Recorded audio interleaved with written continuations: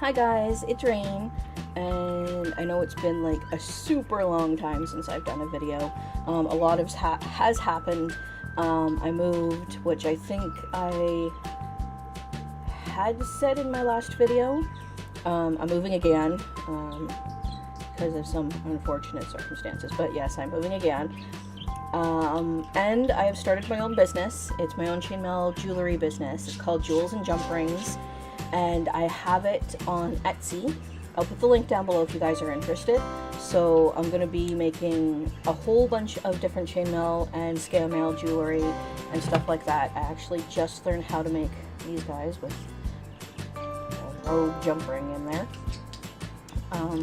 which is called a infinity rose is what they call it, and it's basically like fidget toy, and you kind of do one of these and it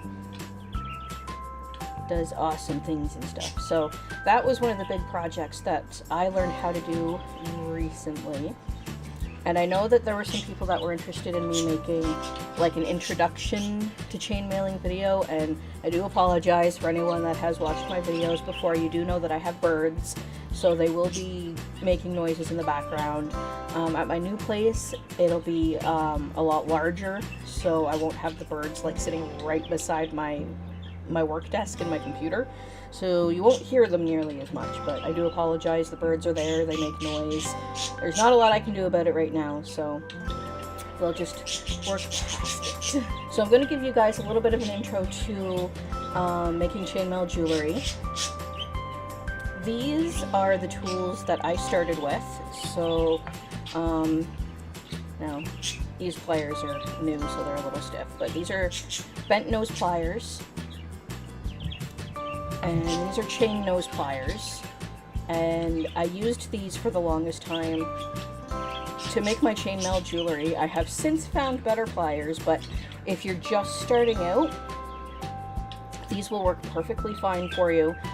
They are inexpensive, so I mean, if you want to start learning how to chainmail and you're not sure if it's something that you're going to stick with, I would go to like Walmart or Michael's.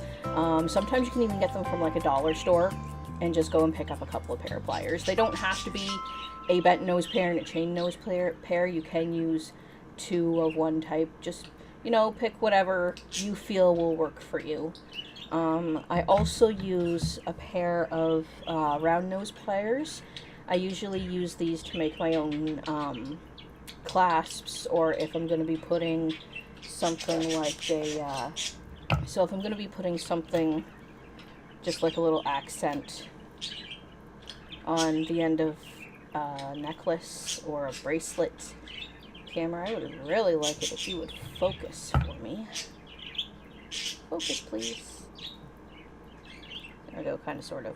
But anyway, if you wanted to put something like that on there later down the road, it's just, I have a fancy little head pin on there that has a little jewel on the end, and then I use the round nose pliers to make a circle on the top there to just put a ring through so that it can get put onto the necklace. But that's a little bit more advanced, and we're just going to stick to the basics right now. So these guys are a 1/4 sized ring. Boop, boop, boop, boop. And the gauge is 18.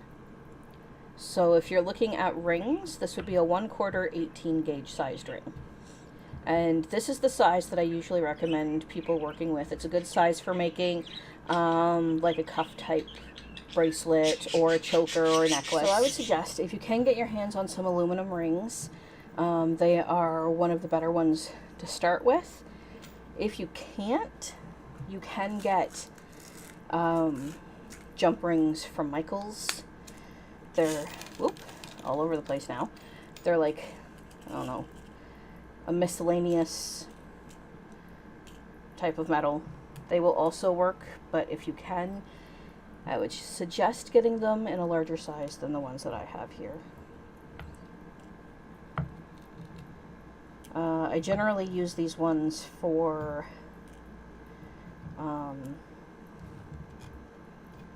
adding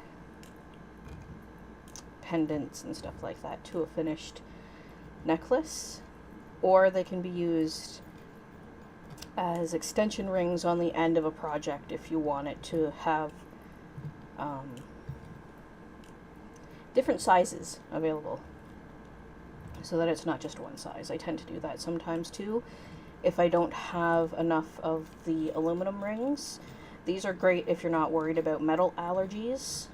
If you are worried about metal allergies, always look on the packaging to see if there's nickel in the ring, because some of them will say that they don't have nickel and some will say that they will, but they don't always tell you what kind of metal it is that is used.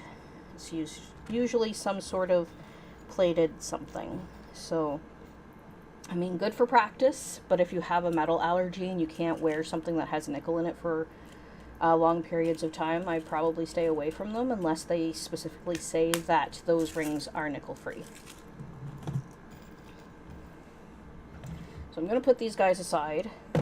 I'm going to show you the other pliers that I have found that I prefer over my old ones.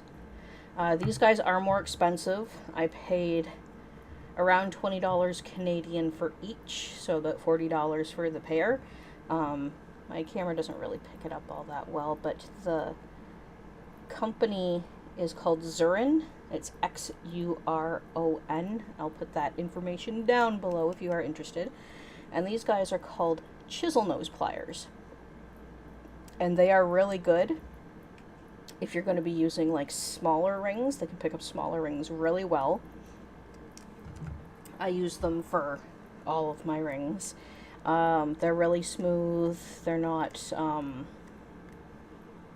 stiff or anything like that when you use them. So they're really nice on the hands as well. So if you want to really invest in making chainmail, I would suggest pliers made by Xuron. Other than that, if you can't afford it, if you're on a budget, then you can definitely go to a craft store and you can pick up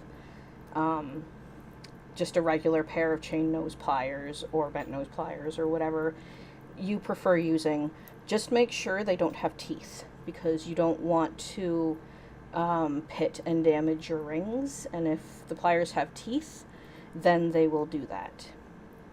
So basically what you want to do is you want to have however you want to have your workspace set up, but you want to have easy access to your rings because you're going to be picking them up a lot. I usually just do what I do, put like a couple handfuls down on my work surface and go from there. So all of the rings are sort of slightly open. Come on, camera. I would like to show the nice people what the rings look like. Come on. Come on, come on, come on, come on, come on.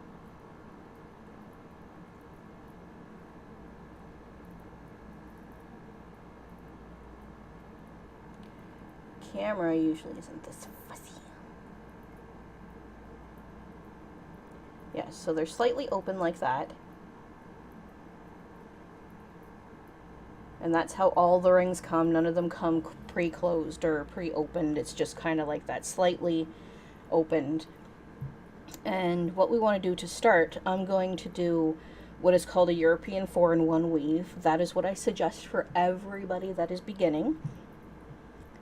And when you open your rings, you're going to want to have your pliers on either side of that little opening, and you want to twist. You never want to pull, because if you do that, your rings will never go back together properly and you won't get a nice finish. So you want to twist your rings open like that.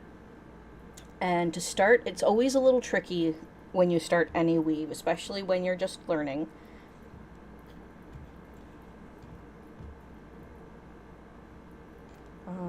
Actually, what I want to do is I'll use a red one for the middle, just so that it's easier for you guys to see. So I'm going to open up a red one.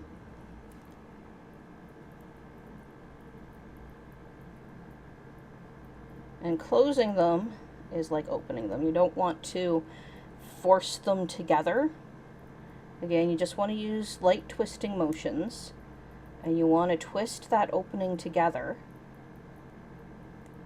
And ideally, what you want is you want a closure where it's almost impossible to see. Come on. Come on, come on, come on, come on, come on. Yeah, see, where it's almost impossible to see where that opening gap was. So that's what you're striving for. It's not something that you're going to get right off the bat. It does take a lot of practice. And a good rule of thumb is that if you kind of feel along the edge and you're still feeling part of that ring sticking out, you know that it's not a clean closure. And I mean, I still struggle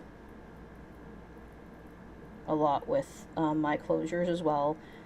It takes a long time, a lot of patience, and a lot of practice to get a really good, clean closure. So you're going to want to have, to begin with, one open ring, and we're going to close 4. So again, you just want to twist it. You don't want to be too forceful, just enough so that the 2 edges of the rings will close together and you won't have that gap anymore.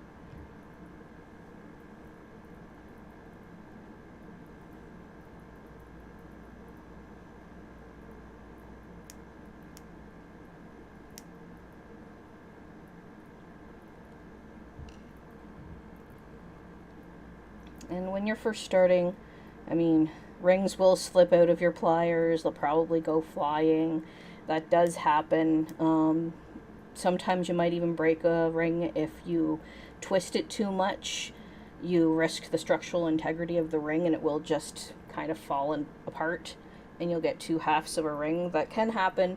Even when rings come to me, sometimes they already have some structural integrity issues. It all depends on how the rings are manufactured. So that does happen as well. You don't always get all perfect rings in your orders. So sometimes you will have rings that aren't perfectly circle. They'll have gaps in them and things like that.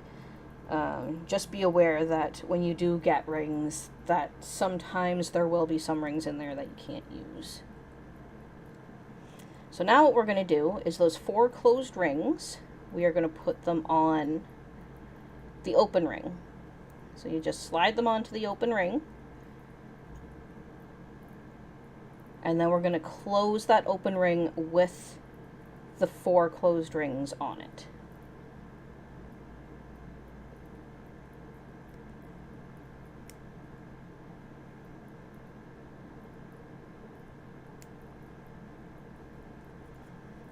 So now these 4 rings aren't going to go anywhere. These are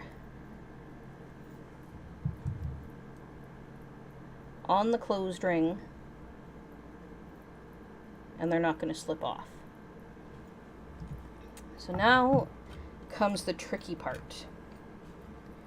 What we want to do is we have our 4 closed rings on our middle red ring. That was our open ring. All 5 rings are closed now. We want to put them down on our work surface. And we want to make sure that 2 rings of the silver rings are overlapping the other 2. So these 2 rings here on the end, these are underneath, and these 2 rings up top, these are overlapping the 2 bottom rings. And that is the beginning of the European 4-in-1.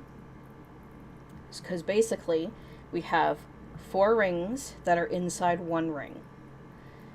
So what we're going to want to do now is with the middle red ring here, we're going to want to add another one. So we'll take another red ring. We'll open it up. Remember to twist it, don't pull it. Open up another one, and this is where it can kind of get a little tricky. You can pick up your rings, just to make sure that the rings still overlap. So make sure that the ones closest to you are still over top of the ones that are farthest from you.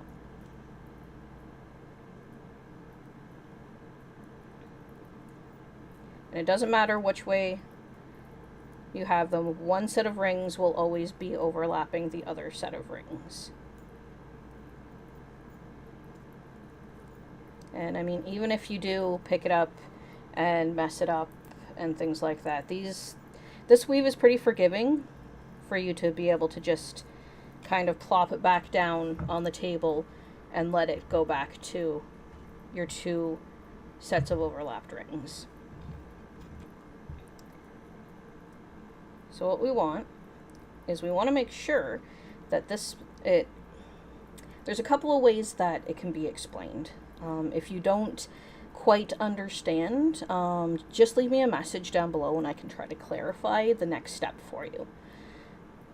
So basically we have the middle ring here. It sticks out over top of the 2 bottom rings that are closest to you, and the 2 rings that are farthest away from you, it goes underneath.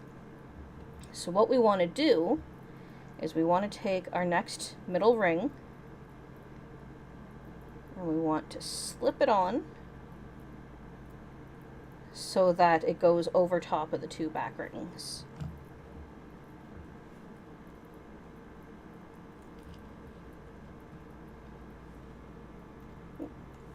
So we're looking at something that looks like this.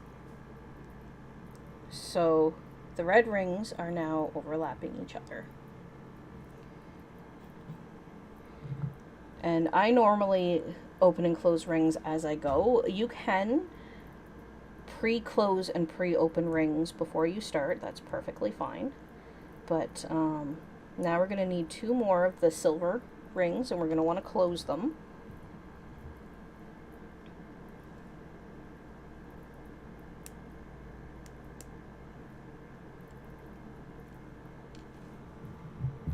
And very carefully, we're going to want to pick up our work,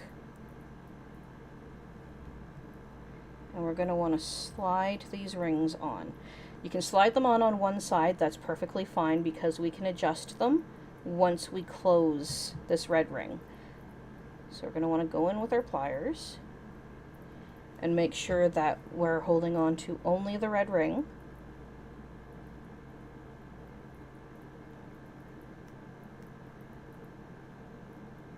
And we're going to want to close that red ring so the next 2 silver rings that we put on don't come off. And again, they get, I'll put this down so you can see it.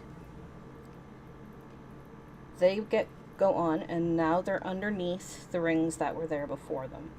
So there's always an overlap when you do a European 4-in-1. And you'll always have a set of rings on one side of your middle rings and a set of rings on the other side of your middle rings. I always do the middle ones in a different color when I start out, just so that I know where the center of the piece is and that rings need to be on both sides. Because what we did to make that next chain in the pattern is we slipped a red ring on to 2 rings, and then we added 2 rings to complete the 4-in-1. So now each red ring has 4 rings inside of it. And we continue to do that until we get a length that we want. So let's go ahead, we'll open up another center ring, whatever color you may be. Whatever color you may be using, there we go. We'll twist it to open it. I'll just put it aside here, and if you want, then we can go ahead. We can close these rings to get them ready. So we'll close, sorry, I have to be mindful of where the camera is because I usually keep my work tucked up really close to me. So we'll close 2 rings.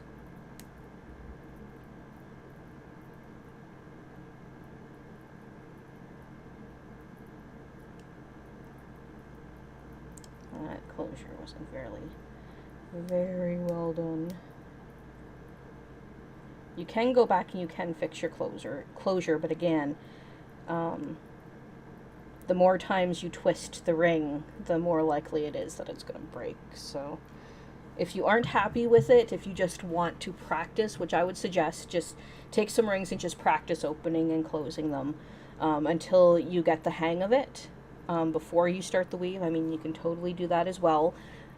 Just be aware that you will probably go through quite a few rings, which is why I suggest the aluminum, because they are more inexpensive for a set of rings. So then we're going to hold it like this in our hand to make sure these rings don't flop around too much and that they stay overlapped. We're going to make sure that the opening of the ring is facing away from you. And then we're going to loop it into the 2 top rings here.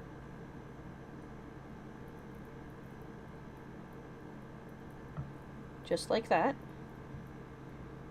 And then again, you can take these closed rings, put them over top, take your pliers, grab a hold of just the middle ring there,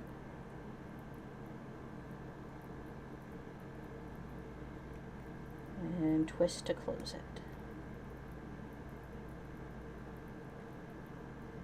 Just like that. Now you'll see the rings don't stay, like they don't keep shape when you have them dangling in your pliers like that. They'll have a tendency to kind of go bleh. And you'll be thinking, well, that doesn't look anything like what I had started with. Yeah, that does happen. You can put it back down, and then you just kind of try and get that shape back with your rings, because sometimes they will like to twist around on you. Don't get discouraged.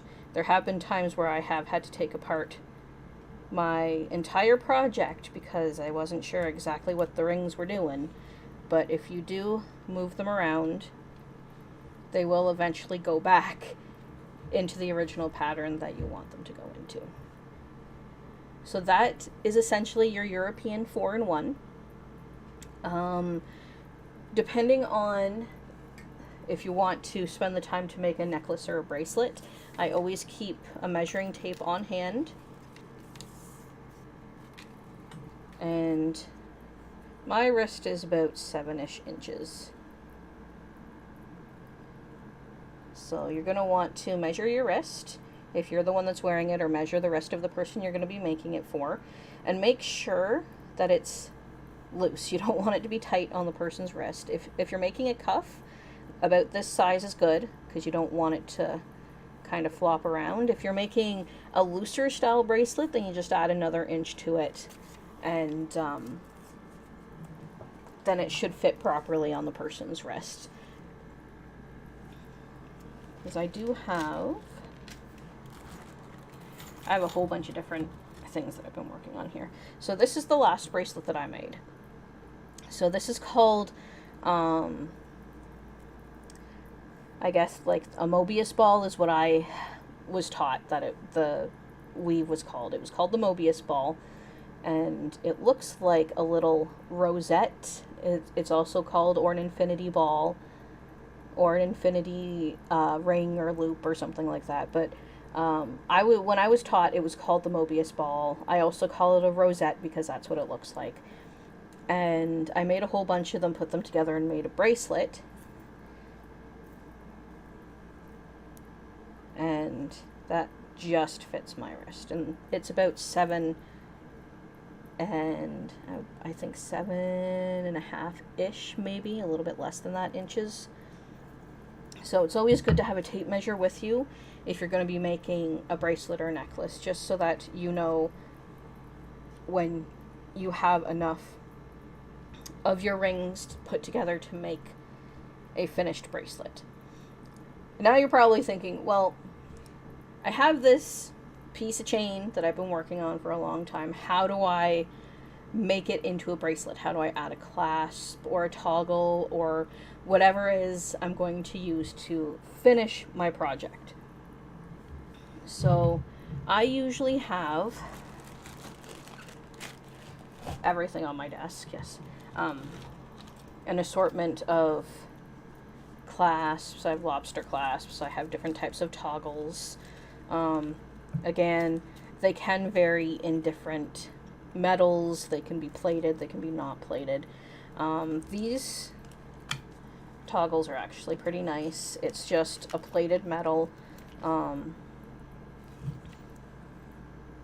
and they work really well for bracelets.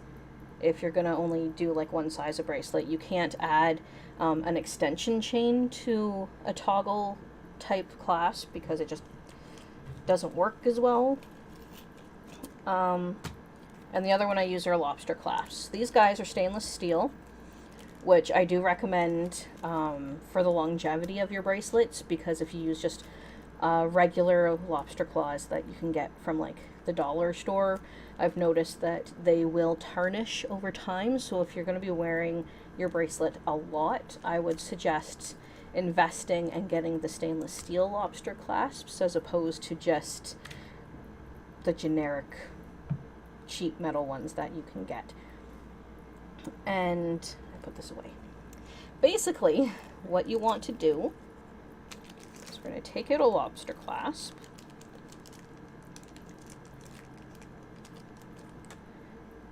You want to make sure the little end will fit whatever ring that you're using. You can use just the regular sized rings here that you want, or if you want some variation, you can use a smaller ring, which I usually use, because just in case something happens and someone like grabs a hold of your bracelet or you get it caught, a smaller ring, or one that's like a 20 gauge, so that's a thinner, more delicate wire, that will break off so that it doesn't damage your wrist. That's something that you can take into account if you're worried about jewelry snagging on anything. You can use a thinner wire that will break away if enough force is applied to your bracelet. Just a little safety tip for you. But we will use just one of the larger rings here. So you twist it to open it. You pop your lobster clasp on there. And depending on which side you have your extra rings on, will depend on which side your lobster clasp goes on. So I'm getting ahead of myself. So what we want to do with the lobster clasp is we want to put it on your finished piece of work so that you can wear it proudly. This can be a little tricky because sometimes the rings just don't do what you want them to do.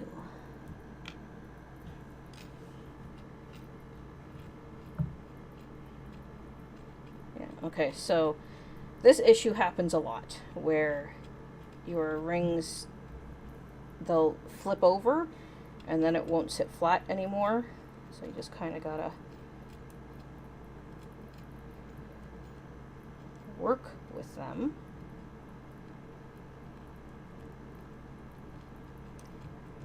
Until you can get them to sit the way they're supposed to. Ooh, which can get a little aggravating at times because rings don't always want to do what you want them to do. Yeah, see, you can tell. So these guys, this is when you know that they're not cooperating. When you have the rings going two different ways. Now I'm talking about the silver ones here. They're going two different directions and they're not overlapping each other anymore. Here we go. So I have fixed my chain after a little bit of fighting with it. And it's backwards, so I gotta flip it over. We always want to make sure that our middle one here is overlapping the rings at the bottom, so that all we have to do is put it through the front at the top, and hindsight, you put this first. Put the ring in first, grab it, and just like the closed rings,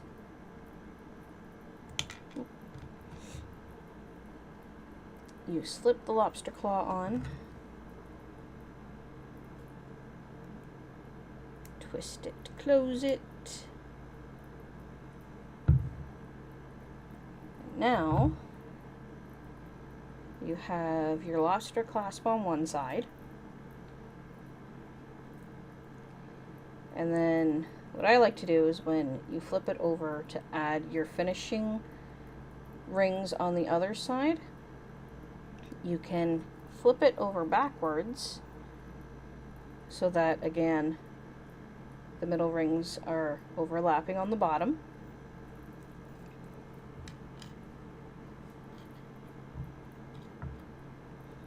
And then you just take your next middle ring color, twist it to open it,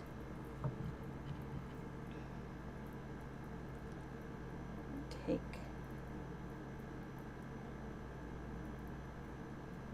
your rings, make sure that they're overlapping the right way, put your middle ring in there,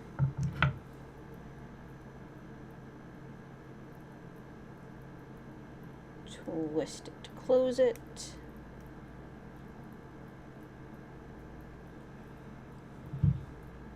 and now you have your end ring is only going through 2.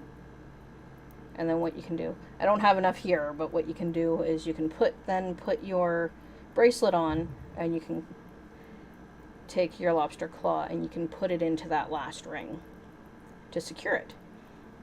And that's the easiest way to make a bracelet. I don't want to overwhelm you with too much information, so go ahead, you can go through the video again, you can continue on making your bracelet until it's the size that you want it. Stop and re-look at different things, make sure that your weave looks like this. And if you have any questions, if there was something that I wasn't too clear about, this is the first time I've actually really shown anyone how exactly you start making chainmail jewelry. So if there's something you need clarified, if you have any other questions about making the European 4-in-1 weave, if you have any questions about opening and closing jump rings, any issues that you've been having that I can maybe give you a few more like hints and tips about to make it a little bit easier, just let me know down in the comments, and I will do my best to answer and clarify anything about this. If you do like my video, please give it a thumbs up. If you like my channel, I know it's kind of eclectic, and I have videos on all kinds of different things because this is my main channel. I have been thinking about doing a channel specifically for jewels and jump rings so that I can do more videos that are just on chainmail. If you do like that idea as well, let me know, and I can definitely set that up, and I can go through a few more different weaves and things like that, and I can show you guys what I know and share any I don't know where I was going with this. so I can let you know about different weaves. Some of them are a lot more complicated than others, and I'm still learning personally, but any basic weaves, any jewelry of mine that you've seen that you're interested in trying the weave, I can show you how it's done. Chainmailing isn't for everyone, which is why there are chainmailers that sell their jewelry and everything like that, because there are some people that just don't have the patience or the knack for it, but I encourage everyone to at least try. because you don't know unless you try. And I hope that this little video helped you. And if you would like to see more videos, let me know. So thanks for watching my video, guys. Stay creative and always be uniquely you. Bye!